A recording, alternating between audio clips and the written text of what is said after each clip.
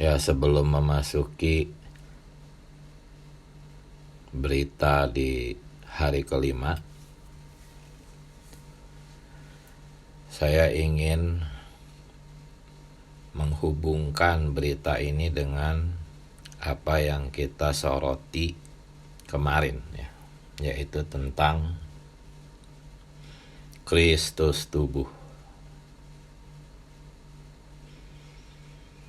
Oh Tuhan Yesus, saudara-saudari, perbedaan tubuh Kristus dengan Kristus tubuh itu apa? Kita sudah terbiasa, sangat terbiasa mendengar tubuh Kristus. Perbedaannya apa dengan Kristus tubuh? Kemarin kita sudah membahasnya, tapi hari ini semoga kita bisa jadi lebih jelas. Ya, saudara-saudari, tubuh Kristus, tubuh Kristus itu mengacu kepada jemaat Kristus. Tetapi Kristus tubuh adalah Kristus itu sendiri.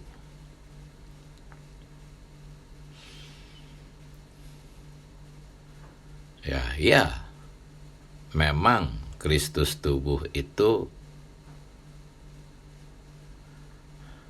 bersama dengan jemaatnya, tetapi ada perbedaan. Tubuh Kristus itu mengacu kepada jemaat Kristus, tetapi Kristus tubuh itu mengacu kepada Kristus itu sendiri. Ya, memang bersama-sama dengan anggotanya, tetapi anggotanya itu telah dikristuskan, gitu. Sehingga menjadi Kristus-Kristus. Itulah Kristus tubuh. Sedangkan tubuh Kristus itu kecenderungannya mengacu kepada jemaat Kristus, gitu. Ya, jemaat Kristus dengan segala macam kelemahannya, dengan segala macam problematikanya, tetap disebut tubuh Kristus. Walaupun banyak kelemahan, banyak problem. Ya. Tubuh Kristus, dalam arti jemaatnya, walaupun masih banyak penyakitnya, mereka masih dapat disebut tubuh Kristus, gitu. Tetapi tidak dapat disebut sebagai Kristus tubuh, karena Kristus tubuh itu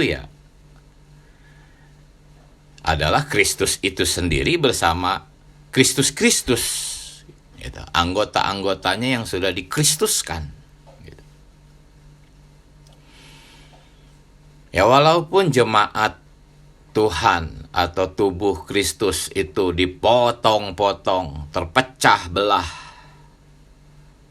tetapi kaum beriman yang telah memiliki hayat Tuhan, walaupun mereka ada di dalam perpecahan, mereka tetap anggota tubuh Kristus. Kalau digabungkan, mereka itu tubuh Kristus, tetapi yang terpecah belah, gitu. Sedangkan Kristus tubuh tidak terpecah belah. Kristus tubuh itu esa. Satu inkorporasi yang esa antara Allah dengan kaum berimannya yang dikristuskan. Tubuh Kristus mungkin saja anggota-anggotanya masih banyak yang sakit, tetapi Kristus tubuh itu benar-benar ya Kristus yang bergerak sehati dengan anggota-anggotanya. Ya. Walaupun kita sekarang seluruh saudara-saudari masih ada dalam proses pembangunan, belum jadi realitas tubuh Kristus. Tetapi ya kita yang semacam itu masih bisa disebut sebagai tubuh Kristus. Walaupun belum terbangun, sedang dibangun. Tetapi Kristus tubuh tuh sudah terbangun gitu. Sudah menjadi bagian dari Kristus yang bergerak, yang berjalan.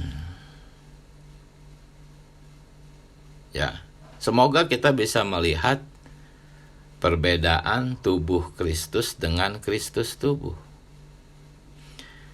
Walaupun ada banyak anggota-anggota tubuh Kristus belum mencapai pengkristusan yang memadai, ya mereka tetap bisa kita sebut sebagai tubuh Kristus. Ya. Tetapi mungkin belum berfungsi dengan normal. Tetapi kalau Kristus tubuh itu sudah benar-benar bergerak, berfungsi, bekerja bersama-sama dengan Allah. Jadi tubuh Kristus itu mengacu kepada jemaat Tuhan dengan segala macam problematikanya. Sedangkan Kristus tubuh itu mengacu kepada Kristus itu sendiri bersama dengan Kristus, anggota-anggotanya yang telah dikristuskan. Ini yang kemarin kita bahas. Nah, hari ini kita akan melihat bahwa anggota-anggota tubuh Kristus yang telah berbagian dengan Kristus tubuh, yang telah dikristuskan, itu adalah anggota-anggota yang tetap berada di dalam hadiratnya, senantiasa berada di dalam hadiratnya. Contohnya Musa nggak mau bergerak kalau Allah tidak beserta dengannya. Ini adalah anggota-anggota Kristus tubuh. Baginya hadirat Allah adalah segala-galanya. Jadi hari ini kita memasuki hari kelima, itu tentang berada di dalam hadiratnya. Ya, berada dalam hadiratnya. Ini adalah judul khotbah yang populer sebetulnya di kekristenan. Ya, berada dalam hadiratnya. Saking populernya, saking biasanya dikhotbahkan sehingga maknanya menjadi makna yang sifatnya tradisional, turun-temurun. Kita pun yang berada di gereja-gereja lokal tidak terhindar memiliki konsep tradisional yang kita warisi dari kekristenan tentang apa? Tentang berada dalam hadiratnya. Itu hari kelima kita sedang membahas ini. Begitu kita mendengar berada dalam hadiratnya, mungkin kita membayangkan bahwa kita sedang berada di kamar sendirian atau di gedung-gedung kebaktian, balai sidang, di mana kita merasakan perasaan-perasaan tertentu, perasaan-perasaan yang nyaman, yang ada perasaan haru, ya, bahkan sampai menangis, ya. Mungkin kita bayangkan seperti itu hadirat Tuhan. Ya mungkin saja seperti itu. Mungkin saja. Gitu. Tetapi pernah nggak kita membayangkan bahwa berada di dalam hadiratnya itu tuh seperti bangsa Israel berada di padang gurun yang gersang dan dipimpin oleh tiang awan dan tiang api. Pernah nggak membayangkan seperti itu?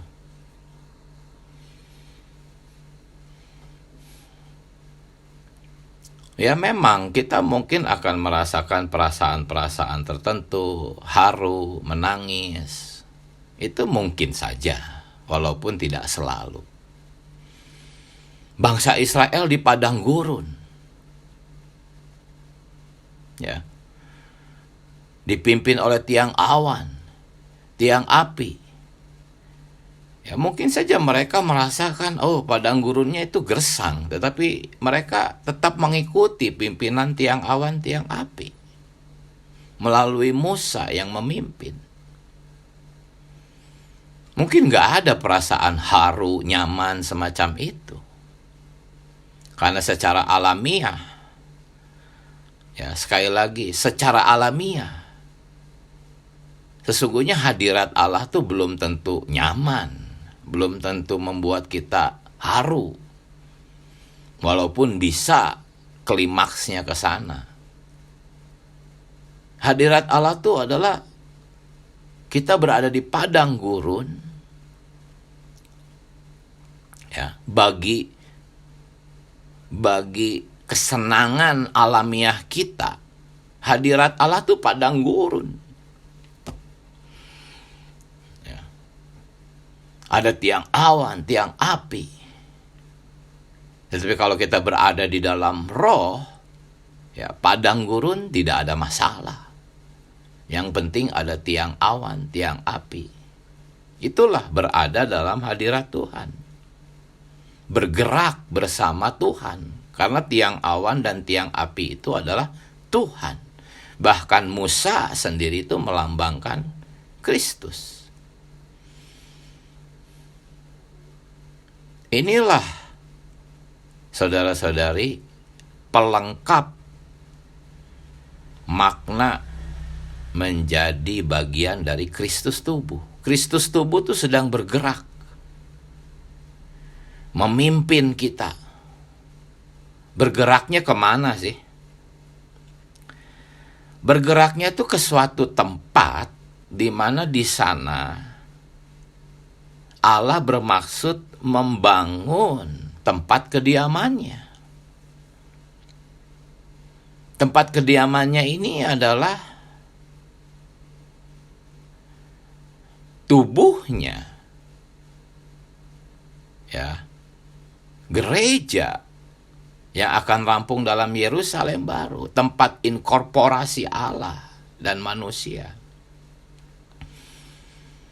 Jadi seperti tiang awan dan tiang api itu, kalau kita berbagian di dalam Kristus tubuh, kita akan mengikuti pergerakan Kristus bersama tubuhnya. Gitu.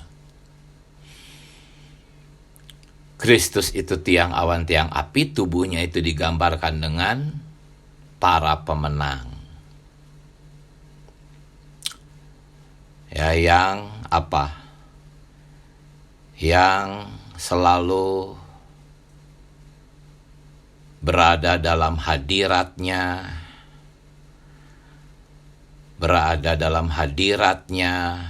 di mana Allah selalu tersenyum. Ya. Kenapa? Karena Yosua dan Kaleb itu menyadari hasrat hati Allah. Mereka rela bergerak bersama tiang awan, tiang api itu tanpa bersungut-sungut. Ya, jadi Allah pergi bersama kita itu berbeda dengan Allah menyertai kita. Kalau kita berada dalam hadiratnya, di bawah senyumannya, artinya Allah menyertai kita. Tetapi walaupun Allah senantiasa menolong Anda, memelihara, membantu, menyelamatkan kita dari situasi segala, belum tentu Allah menyertai kita. Walaupun Allah menolong kita, belum tentu Dia tersenyum kepada kita. Di padang gurun, Allah selalu menolong bangsa Israel. Tetapi Allah menolong bangsa Israel tidak sambil tersenyum. Ya, ketika mereka teringat kepada makanan di Mesir, itu menyakitkan hati Allah. Mereka meremehkan mana yang turun kepada mereka dari langit. Mereka remehkan, apa ini makan ini terus, bosan. Saya teringat daging enak di Mesir, itu menyakitkan hati Tuhan, saudara-saudari. Tetapi walaupun Allah sakit hatinya, Allah tetap kirim burung puyuh kepada mereka. Ya. Sampai mereka bisa makan burung puyuh itu sebanyak yang mereka inginkan. Tetapi walaupun Allah menolong mereka, tetapi Allah menolong mereka tidak sambil tersenyum. Jadi jangan merasa Allah berkenan ya jika Anda ditolong Tuhan tuh. Jika doa-doa Anda dikabulkan, sakit jadi sembuh. Banyak orang Kristen berdoa minta disembuhkan, Tuhan sembuhkan. Jangan merasa Tuhan berkenan ya. Belum tentu. Mungkin juga ada kebutuhan, Tuhan sediakan, Tuhan pelihara. Kita berkata, haleluya, puji Tuhan. Tuhan memelihara saya. Tuhan sungguh baik. Ya, tapi Tuhan memandang Anda tidak sambil tersenyum. Pada akhirnya apa? Orang-orang yang makan burung puyuh di padang gurun itu, yang rakus-rakus itu dibinasakan itu. Karena burung puyuh itu membangkitkan hawa nafsu mereka makan dengan rakus gitu. Baca aja di kitab Bilangan, itu akhirnya Allah membinasakan mereka. Anda ditolong, jangan merasa keenakan, belum tentu Allah tersenyum, bisa-bisa endingnya Anda dihajar. Tuhan. Anda memang pergi bersama Allah, Allah pergi bersama Anda. Ya memang Allah nggak mungkin meninggalkan kita loh, kita anak-anaknya kok. Tetapi berbeda dengan Yosua dan Kaleb. Sementara para pengintai itu menyakiti hati Allah, Yosua dan Kaleb itu tetap sadar kehendak hati Allah. Allah ingin kita masuk tanah permai, menikmati tanah permai, dan di sana membangun tempat kediaman Allah. Maka Allah menyertai Yosua dan Kaleb. Bukan sekedar pergi bersama Yosua dan Kaleb, tapi menyertai dengan senyumannya. Kalau terhadap bangsa Israel, ya Allah memang pergi bersama bangsa Israel, karena bangsa Israel itu bangsa pilihan saat itu. Tetapi Allah tidak tersenyum, hadirat Allah tidak ada di sana. Sedangkan Yosua dan Kaleb senantiasa berada di dalam penyertaan Allah. Inilah perbedaan, Allah pergi bersama kita dan Allah menyertai kita. Oh Tuhan Yesus, saudara-saudari, di mana Allah menyertai kita? Di dalam roh. Tiang awan itu adalah roh. Ketika kita berada di dalam roh, artinya kita berada di dalam hadiratnya. Di dalam penyertaannya, Allah tersenyum. Tetapi kalau kita di dalam hayat jiwa, di dalam hawa nafsu hayat jiwa, di dalam daging, Allah tetap pergi bersama kita. Allah tetap menyelamatkan kita. Dia tidak membiarkan kita. Iblis mungkin ingin menghancurkan kita, tetapi Allah tolong, Allah cegah. Tetapi kita tidak ada di dalam hadiratnya, kita ada di dalam daging, gitu. Kalau kita ada di dalam penyertaan Tuhan, mengikuti tiang awan, awan itu adalah roh, kita pasti ada di dalam roh. Kita menjadi orang-orang yang senantiasa melatih roh. Allah tersenyum. Ketika kita berada di dalam roh, otomatis kalau kita berada di dalam roh, pasti kita berada dalam firman. Setiap firman yang pernah kita dengar itu akan menjadi hidup. Kita diingatkan kembali. Allah berbicara secara instan kepada kita. Inilah ya, menjadi bagian dari apa? Kristus tubuh. Beban saya masih tetap tentang pergerakan Kristus tubuh di dalam pemulihan Tuhan. Hari ini kita mendapat gambaran yang melengkapi tentang bagaimana bangsa Israel dipimpin tiang awan, tiang api. Nah, inilah hari kelima. Ya, saya masih harus membagikan hari ke-6. Semoga nanti tetap ada yang bisa berbagi nikmat. Jadi sekali lagi, hari ke-6 juga sama, saudara-saudari. Bebannya tetap sama. Ya, kita harus berada di dalam hadiratnya sebagai anggota-anggota dari Kristus tubuh, mengikuti pimpinannya. Tiang awan itu berarti kita berada di dalam roh. Tiang api itu berarti berada di bawah pimpinan firman Allah yang instan. Firman Allah yang instan ini sebetulnya hasil kita menuntut firman Allah, kebenaran, sidang-sidang, pemberitaan-pemberitaan. Kita terus menikmati firman Allah, lalu kita tetap berada di dalam roh. Firman Allah yang kita nikmati menjadi hidup, menjadi firman yang instan, rema. Dan kalau kondisinya demikian, pasti hati kita akan tertuju kepada ekonomi Allah. Pasti. Ekonomi Allah adalah Allah ingin membangun tempat kediamannya. Tempat kediamannya adalah inkorporasi Allah dan manusia, saling huni, saling berbaur. Ini berbicara tentang visi ekonomi Allah. Orang-orang yang dipimpin oleh tiang awan dan tiang api pasti berjalan menuju sasaran ekonomi Allah. Inilah menjadi bagian dari Kristus tubuh yang sedang bergerak menuju sasaran.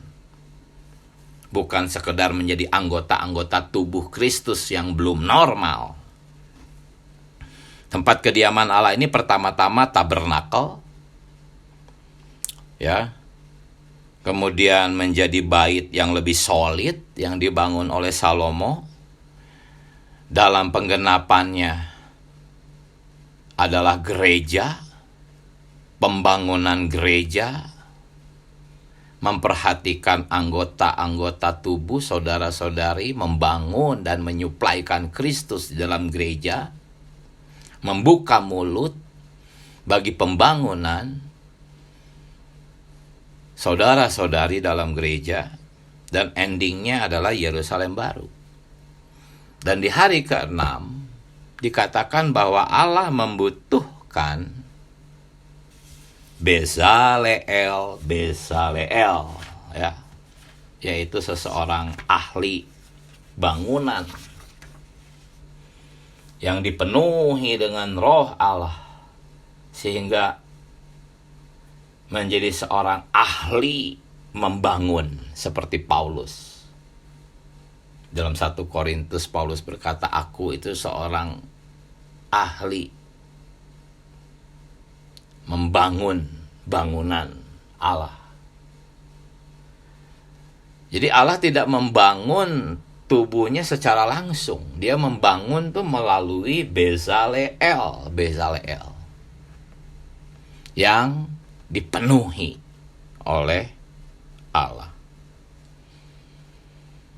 Oh, kita harus berdoa, Tuhan penuhi aku, jenuhi aku. Ya, untuk dapat dipenuhi ada 3 kondisi atau persyaratan, yaitu kita harus memiliki kerelaan. Tidak dijelaskan di hari ke-6 itu kerelaan untuk apa, tidak. Hanya harus memiliki kerelaan aja. Artinya apa? Artinya dalam setiap situasi, segala situasi, kita tuh menjadi orang-orang yang tidak protes, tidak komplain, rela. Selalu berkata, Tuhan, segala pengaturan-Mu yang terbaik. Itu yang pertama. Kedua, kita harus memiliki kekosongan. Ya. Jadilah suatu tempat yang kosong, yang mudah diisi oleh Allah. Buanglah semua yang bukan Kristus. Janganlah mempertahankan apapun yang Anda kasihi. Itu membuat ruangan Anda tidak kosong. Syarat kedua itu untuk dipenuhi itu harus memiliki kekosongan. Ketika Anda datang berdoa, ketika Anda datang bersidang, ketika Anda datang bersekutu dengan saudara-saudari, kosongkanlah. Jangan punya opini. Jangan membawa sesuatu untuk dipaksakan. Ya. Untuk dilaksanakan. Kosonglah. Baik-baik bersekutu dengan Tuhan. Terus bertanya, Tuhan, apa yang Tuhan mau? Bersekutu dengan saudara-saudari, mendengar perasaan tubuh, tidak banyak permintaan, tidak banyak tuntutan. Ya, inilah orang-orang yang rela dan kosong. Yang ketiga adalah doa yang instan dan konstan. Instan itu artinya dari dalam roh, ya, muncul doa-doa itu. Bukan doa-doa yang sudah kita persiapkan di dalam daftar keinginan kita. Kita datang dengan keadaan yang kosong, muncullah doa-doa yang instan. Sebetulnya itu adalah Kristus sendiri yang berdoa di dalam kita. Ketika kita berdoa demikian, kita dipenuhi, kita akan menjadi Bezaleel yang dipenuhi roh Allah. Dan bukan hanya sekedar doa yang instan, tapi konstan. Konstan itu tanpa henti, terus menerus. Itu yang dikatakan dalam 1 Tesalonika 5 ayat 17, Efesus 4 ayat 2. Ya. Nah, mengenai perkara ini coba kita buka hari ke-6, halaman 207, bagian atas. Ya, saya ingin kita membaca doa yang disarankan di sini. Ya, bagian atas di halaman 207 di sini. Kita harus berdoa, Tuhan, oleh belas kasihan-Mu aku rela. Kita bisa menjadi rela itu karena oleh belas kasihan Tuhan. Kita harus mengakui ini. Jangan berusaha menjadi orang yang rela. Persyaratan pertama itu. Kita harus berdoa, Tuhan, oleh belas kasihan-Mu lah aku bisa rela. Tolong saya. Saya sendiri tidak punya kerelaan itu. Kemudian syarat yang kedua, kekosongan kan. Di sini doanya, dalam kasih karuniamu saya kosong. Kalau kita bisa membuang semua berhala, itu kasih karunia Allah.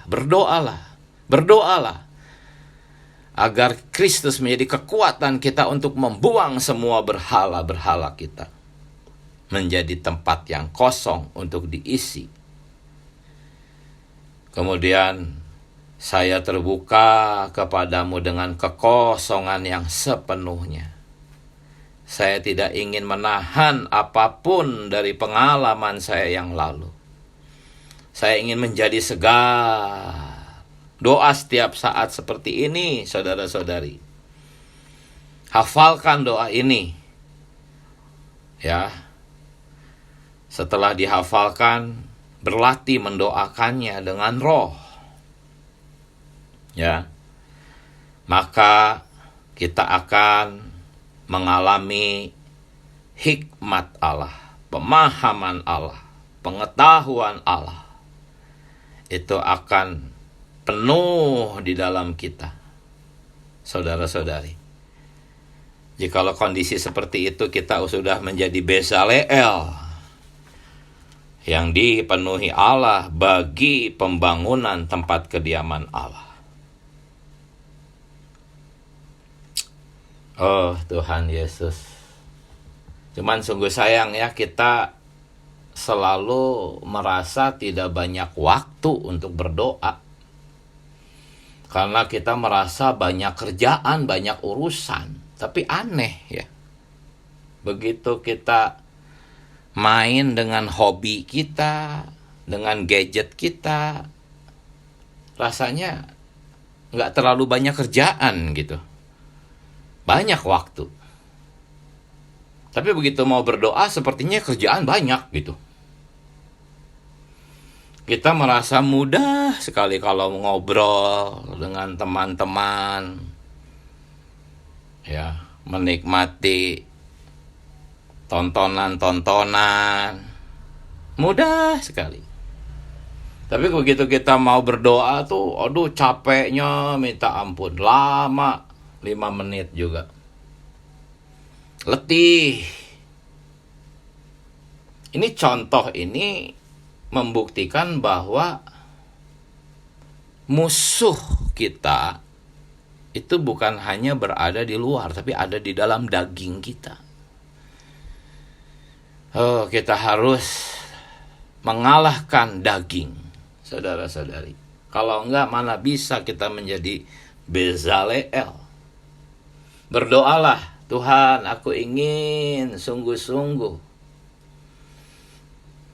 berdoa, sungguh-sungguh berlatih berdoa. Aku ingin, Tuhan. Oh Tuhan, aku bernazar, Tuhan. Aku akan sungguh-sungguh berdoa. Aku minta langit dan bumi menjadi saksiku bahwa mulai hari ini aku akan berdoa. Ini nazar ya. Bikin perjanjian dengan Tuhan. Cuman memang kadang-kadang kita lupa ya dengan nazar kita. Karena itu berdoalah, Tuhan, aku tahu bahwa aku akan melupakan nazar ini. Tetapi Engkau tidak akan melupakannya, Tuhan. Ingatkan aku terus, Tuhan. Hakimi aku terus, Tuhan. Aku harus menjadi pendoa yang instan dan konstan. Ya, inilah yang disampaikan di hari ke-6 ya. Baik, saya rasa masih bisa 2-3 saudara-saudari berbagi nikmat. Mari, silahkan. Amin. Oh Tuhan Yesus. Tuhan Yesus. Kami mau berbagian di dalam Kristus tubuh, di dalam pergerakan-Mu, membangun tempat kediaman-Mu. Amin. Silakan saudari. Amin. Terima kasih. Buat saya ya, PP pagi ini ya, minggu ini, semua adalah terang buat saya ya. Sesuatu yang tadinya saya nggak mengerti, tapi semua menjadi jelas ya, akan sasaran dari semua perjalanan kerohanian kita bersama dengan Tuhan. Ini sungguh membuat saya tercelik ya.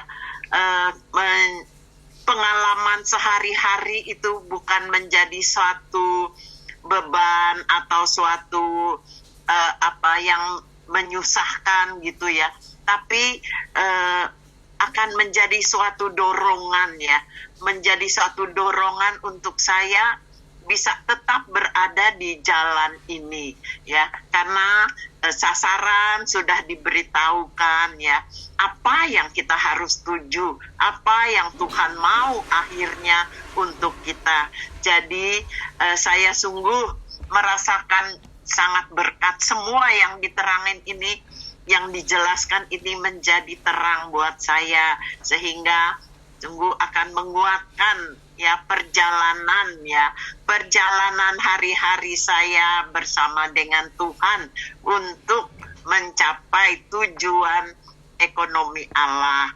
Saya mungkin nggak bisa ngomong dengan bahasa-bahasa yang dari ini ya, bahasa yang pemulihan, tapi saya mengerti tujuan dan sasaran Tuhan untuk kita semua. Amen. Menjadi apa gitu ya, menjadi Yerusalem baru, menjadi bangunan batu-batu yang ada di bait Allah.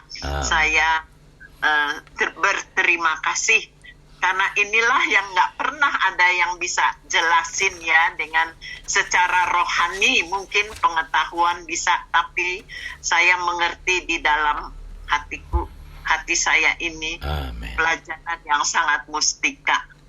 Amin. Terima kasih. Puji Tuhan. Amin. Silakan saudara-saudari yang lain. Silakan. Amin. Saudari Dani, mari. Amin. Dari kemarin begitu diterangi ya tentang perkara Kristus tubuh. Karena kalau tubuh Kristus itu ya setiap orang yang percaya, apapun itu kondisinya ya memang tubuh Kristus. Tetapi saya sangat tertarik perkara Kristus tubuh ini. Karena Kristus tubuh itu sendiri yaitu kaum salah yang matang ya.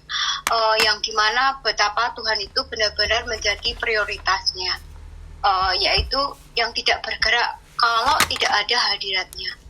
Tuhan Yesus ini bukan perkara yang mudah ya. Dikatakan bahwa memang kita harus memiliki kerelaan ya. Bukan hanya situasi tertentu, tapi dalam segala situasi ya. Kita harus mempunyai kerelaan. Tidak komplain, tetapi kita rela atas pengaturan Tuhan yang terbaik. Buat apa kalau kita itu misalnya lancar semuanya, tetapi kita tidak memiliki hadiratnya. Ini memang memerlukan belas kasihan untuk melihat Tuhan seberapa berharganya, seberapa mulianya Tuhan. Ketika Tuhan membuka selubung kita, memperlihatkan kepada kita siapa Tuhan dan apa adanya di dalam dunia ini, ya kita akan berjililah atas Tuhan ya, karena yang mempunyai kerelaan itu adalah Tuhan sendiri, yang mempunyai kesanggupan tidak komplain itu ya susunan Tuhan di dalam diri kita. Maka kembali lagi diingatkan perkara duduk ya, menikmati Tuhan, mendapatkan Tuhan lebih banyak ya. Ketika saya juga ingin, saya harus ngapain ini, saya harus apa ini, kembali ya, apakah ini Tuhan atau bukan, ini kehendak Tuhan atau bukan. Walaupun urgent seperti apapun, sangat mendesak kepentingan ini, tetapi apakah kehendak Tuhan? Apakah yang Tuhan mau? Senantiasa kosong, tidak mempertahankan opini apapun itu juga penting ya. Ketika kita bersekutu dengan saudara-saudari, juga mendengarkan perasaan tubuh. Untuk diam, untuk ini juga memerlukan kapasitas kita yang diperbesar, memiliki Tuhan yang semakin dalam di dalam kita, semakin banyak, sehingga memperhidupkan dirinya yang seperti ini. Karena hayat yang menang itu adalah hayat yang taat kepada Bapa, yang tidak bergerak kalau Bapa tidak bergerak. Puji Tuhan atas terang untuk hari kelima ini. Amin. Puji Tuhan. Silahkan kalau masih ada 2 menit, silahkan. Amin, saudari. Ya, Tuhan ya saudari, ya bahkan seorang Musa pun tidak berani bergerak tanpa pimpinan Tuhannya. Terlebih lagi kita hari ini. Oh Tuhan Yesus ya, Tuhan Yesus ya, hari ini pergerakan Roh Kudus, pimpinan Roh Kudus itu ada di dalam roh kita. Oh Tuhan Yesus ya, keperluan kita hari ini atas pimpinan Tuhan ya, tetap tinggal di dalam roh kita. Oh Tuhan, yang kita perlukan hari ini bukan hanya hadirat Tuhan, tetapi juga senyum Tuhan. Oh Tuhan memimpin kita, tetapi apakah Tuhan tersenyum atas kehidupan kita ya, atas pelayanan kita, atas pekerjaan kita. Udah dari hari ini bagaimana Allah itu dipuaskan, tersenyum melihat kehidupan kita, yaitu ketika kita tetap tinggal di dalam Dia, tinggal di dalam roh, meratih roh kita setiap hari. Puji Tuhan. Haleluya. Puji Tuhan. Ya, jadi semua yang kita bicarakan adalah satu prinsip yang harus mengatur kita. Ya, biarlah kita diatur. Penghidupan kita sehari-hari diatur oleh prinsip ini. Ya, sebetulnya mulai hari Senin sampai hari ke-6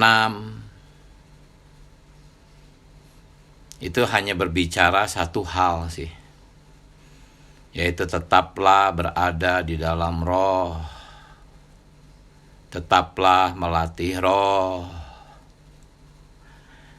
Itu lagi kesimpulannya. Tetapi penjelasannya sangat kaya, walaupun kesimpulannya itu lagi. Semoga kita semakin terlatih menjadi orang-orang yang terlatih tinggal di dalam roh. Amin. Mari saudara-saudari kita menyeru nama Tuhan. Tuhan Yesus, terima kasih buat berita-berita sepanjang minggu ini. Biarlah Tuhan, hidup kami diatur oleh prinsip yang mengatur. Prinsip Allah harus mengatur kami. Harus kami lihat, harus kami alami, agar kami dapat memiliki Kristus sebagai negeri yang baik itu. Tuhan Yesus, bawa kami terus melihat perkara ini. Pimpin kami terus di berita-berita selanjutnya. Semakin memahami dalam kebenaran secara doktrinal dan juga secara pengalaman, secara realitas. Kami boleh memahaminya, mengertinya di dalam pengalaman kami. Terima kasih Tuhan. Selamat pagi saudara-saudari, sampai jumpa. Amin. Terima kasih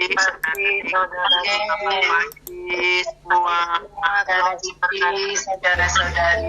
Amin. Terima kasih saudara Diki. Amin. Terima kasih saudara-saudari. Amin.